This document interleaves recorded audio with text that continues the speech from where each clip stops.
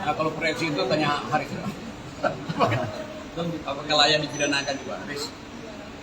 Gini, tadi udah baru 40 pertanyaan dan kita tadi cukup menikmati menjawabnya karena seputar hal-hal yang memang jadi pekerjaannya Bang Rocky Gerung. Tadi pertanyaannya masih di seputar soal kapasitas dan juga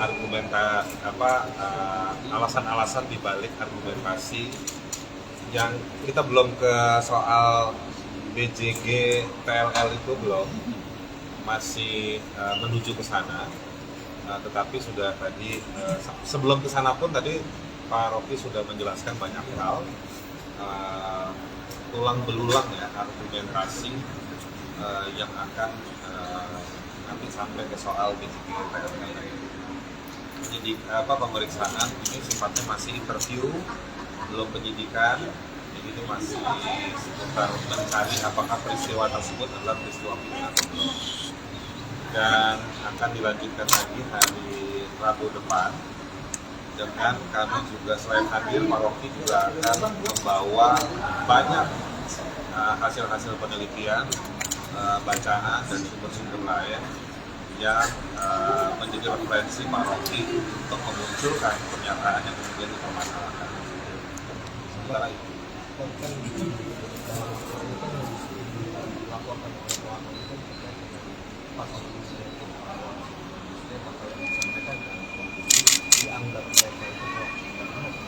Kita belum sampai ke sana. Kita kan ada 3 hal dari 26 laporan di berbagai kantor polisi. Itu kalau di grup kan hanya ada 3 laporan, tuduhan melakukan SARA lewat sosial media, lalu juga berita bohong, dan juga soal penghasutan.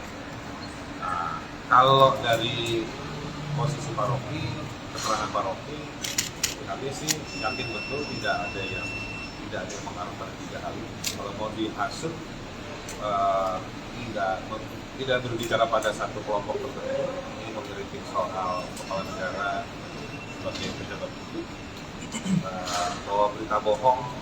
Tadi penjelasan tadi juga sudah kami kasih argumentasi faktual. Ini juga bahkan ada putusan pengadilannya juga, putusan Mahkamah Konstitusi. Jadi tidak soal berita bohong itu, soal hasutan tidak dalam kapasitas Pak Rocky untuk menghasut, karena Pak Rocky dalam kapasitas sebagai narasumber.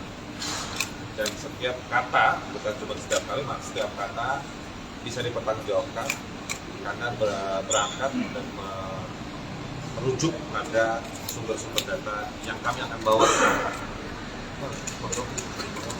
Melihat dalam adanya konflik ini ramai-ramai dari pandangan Pak Rocky sendiri, apakah ini dari sosial masyarakat atau memang ada orang yang ingin meramaikan statement Pak Rocky?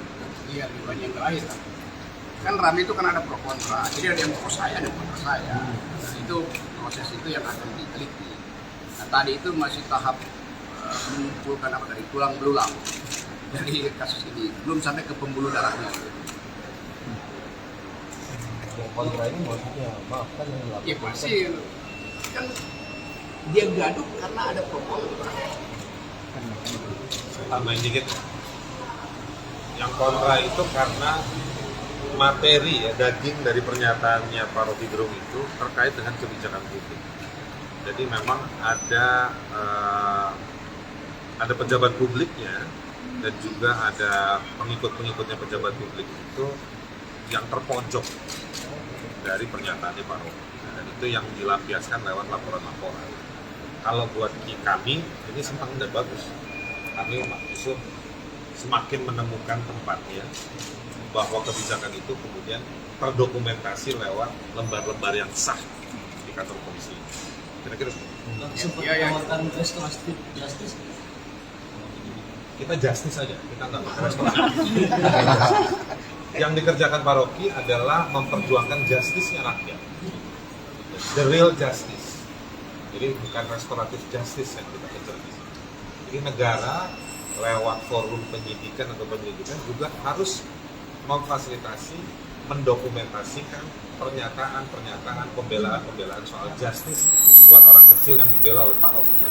Bang, Kira-kira jadi kasus ini juga kalau dari abang yang tadi jelaskan bakal dijadikan sebagai ajang pembuktian atau kritik juga ya bang, atas apa yang disampaikan bang Nuh bukan hanya sekedar secara hukum. gimana? Gimana? Ujungnya?